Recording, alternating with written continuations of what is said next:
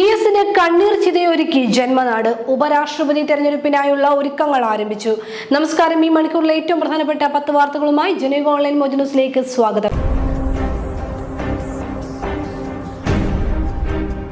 മുൻ മുഖ്യമന്ത്രിയും മുതിർന്ന കമ്മ്യൂണിസ്റ്റ് നേതാവുമായ VS അച്യുതാനന്ദന് കണ്ണീർ ചിതയൊരുക്കി ജന്മനാട്. ഭൗതികദേഹവും വഹിച്ചുള്ള വിലാപയാത്ര ഇന്ന് രാവിലെ ആലപ്പുഴ ജില്ലയിലെത്തി. തങ്ങളുടെ പ്രിയ നേതാവിനെ അവസാനമായി ഒരു നോക്ക് കാണാനായി ആയിരങ്ങളാണ് ആലപ്പുഴയുടെ വഴിയോരങ്ങളിൽ കാത്തുനിന്നത്.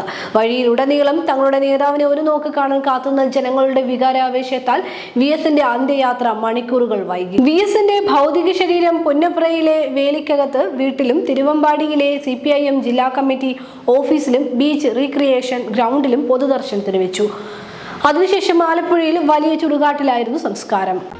ഇന്ത്യയുടെ ഉപരാഷ്ട്രപതി ശ്രീ ജഗദീപ് ധൻഖർ രാജിവെച്ചതായി കേന്ദ്ര ആഭ്യന്തര മന്ത്രാലയം ഔദ്യോഗികമായി അറിയിച്ചു. ഭരണഘടനയുടെ ആർട്ടിക്കിൾ 324 പ്രകാരം ഉപരാഷ്ട്രപതിയുടെ സ്ഥാനത്തേക്കുള്ള തെരഞ്ഞെടുപ്പ് നടത്താനുള്ള അധികാരം ദേശീയ തെരഞ്ഞെടുപ്പ് കമ്മീഷനാണ്. 2025 ഉപരാഷ്ട്രപതി തെരഞ്ഞെടുപ്പിനായുള്ള ഒരുക്കങ്ങൾ ദേശീയ തെരഞ്ഞെടുപ്പ് കമ്മീഷൻ ഇതിനകം ആരംഭിച്ചതായും അറിയിച്ചു. എല്ലാ ഒരുക്കങ്ങളും പൂർത്തിയായ ശേഷം തെരഞ്ഞെടുപ്പ് ഷെഡ്യൂൾ ഉടൻ പ്രഖ്യാപിക്കും. നിമിഷപ്രിയയുടെ മോചനത്തിനുള്ള ചർച്ചയ്ക്കായി മധ്യസ്ഥ സംഘത്തെ യമനിലേക്ക് അയക്കണമെന്ന് ആവശ്യപ്പെട്ട് save Nimisha Priya international action council കേന്ദ്ര സർക്കാരിന് നിവേദനം നൽകി. യമനിലേക്ക് പ്രതിനിധി സംഘത്തെ അയക്കണമെന്ന് സുപ്രീം കോടതി കഴിഞ്ഞ ദിവസം ഉത്തരവിട്ടിരുന്നു. ഇതിനെ തുടർന്നാണ് ആക്ഷൻ കൗൺസിലിന്റെ പ്രതിനിധികളായി KR സുഭാഷ് ചന്ദ്രൻ, NK കുഞ്ഞമ്മദ്, കുരാച്ചുണ്ട്, സജീവ് കുമാർ എന്നിവരെയും കാന്തപുരം AP അബൂബക്കർ മുസ്ലിയാരുടെ പ്രതിനിധികളായി ഹുസൈൻ, സഖാഫി, ഹാമിദ് എന്നിവരെയും ഉൾപ്പെടുത്തി മധ്യസ്ഥ സംഘത്തെ അയക്കണമെന്ന് ആവശ്യപ്പെട്ടത്. സംസ്ഥാനത്ത് മഴ മുന്നറിയിപ്പിൽ മാറ്റം. കണ്ണൂർ, കാസർഗോഡ് ജില്ലകളിൽ നിന്ന് ഓറഞ്ച് അലർട്ട് പ്രഖ്യാപിച്ചു. ഇന്നു മുതൽ അടുത്ത 4 ദിവസങ്ങളിൽ വിവിധ ജില്ലകളിൽ അതിശക്തമായ മഴയ്ക്ക് സാധ്യതയെന്നും കേന്ദ്ര കാലാവസ്ഥാ വകുപ്പ് അറിയിച്ചു. വെള്ളിയാഴ്ച പത്തനംതിട്ട, കോട്ടയം, ഇടുക്കി, എറണാകുളം, തൃശൂർ ജില്ലകളിലും ശനിയാഴ്ച പാലക്കാട്, മലപ്പുറം, കോഴിക്കോട്, വയനാട് ജില്ലകളിലും ഓറഞ്ച് അലർട്ട് പ്രഖ്യാപിച്ചു. അയർലൻഡിൽ ഇന്ത്യക്കാരനെ കൂട്ടം ചേർന്ന് ആക്രമിച്ച് നഗ്നനാക്കി വഴിയിൽ ഉപേക്ഷിച്ചു. തലസ്ഥാന നഗരമായ ഡബ്ലിന് സമീപത്തുള്ള ടാലറ്റിലാണ് 40കാരന് നേരെ ക്രൂരമായ ആക്രമണം ഉണ്ടായത്. കുട്ടികളോട് മോശമായി പെരുമാറി എന്നാരോപിച്ചാണ് ആൾക്കൂട്ടം ആക്രമിച്ചത്. എന്നാൽ ആക്രമണത്തിന് കാരണം വംശീയ വിദ്വേഷമാണെന്നാണ് പോലീസിന്റെ പ്രാഥമിക നിഗമനം. വയനാട് ജില്ലയിൽ വിനോദസഞ്ചാര കേന്ദ്രങ്ങളിലും സാഹസിക ടൂറിസം കേന്ദ്രങ്ങളിലും ഏർപ്പെടുത്തിയിരുന്ന നിരോധനം പിൻവലിച്ചു. നിരോധനം പിൻവലിക്കാൻ ജില്ലാ കളക്ടർ DR മേഘശ്രീ ഉത്തരവിട്ടു.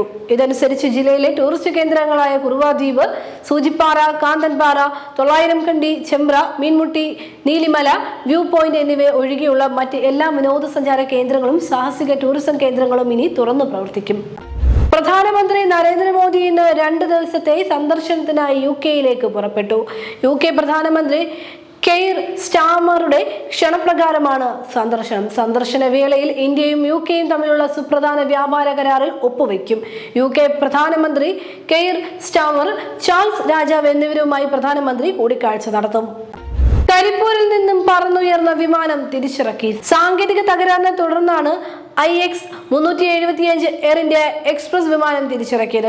കരിപ്പൂരിൽ നിന്ന് ദോഹയിലേക്ക് പുറപ്പെട്ടതായിരുന്നു വിമാനം. യാത്രക്കാർ എല്ലാവരും സുരക്ഷിതരാണ്. പകൽ 11:12 തിരിച്ചിറക്കിയ വിമാനത്തിൽ 175 യാത്രക്കാരും 7 കുട്ടികളും വിമാന ജീവനക്കാരും ഉൾപ്പെടെ 188 പേരാണ് ഉണ്ടായിരുന്നത്.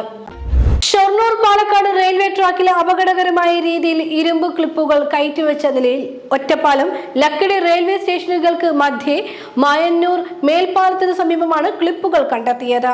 പാളത്തെയും കോൺക്രീറ്റ് സ്ലിപ്പറിനെയും ബന്ധിപ്പിക്കുന്ന 5 ER ക്ലിപ്പുകളായിരുന്നു ട്രാക്കിന് മുകളിൽ. പാലക്കാട് ഭാഗത്തേക്ക് ട്രെയിനുകൾ കടന്നു പോകുന്ന ട്രാക്കിന് മുകളിലായിരുന്നു ഇരുമ്പ് ക്ലിപ്പുകൾ. കഴിഞ്ഞ 72 മണിക്കൂറിനുള്ളിൽ പോഷകാഹാരക്കുറവും പട്ടിണിയും കാരണം 21 കുട്ടികൾ മരിച്ചെന്ന് ഗാസ സിറ്റിയിലെ അൽ-ഷിഫ ആശുപത്രി മേധാവി മുഹമ്മദ് അബു സാൽമിയ. ഗാസ സിറ്റിയിലെ 3 ആശുപത്രികളിലാണ് ഇത്രയും മരണങ്ങൾ റിപ്പോർട്ട് ചെയ്തത്.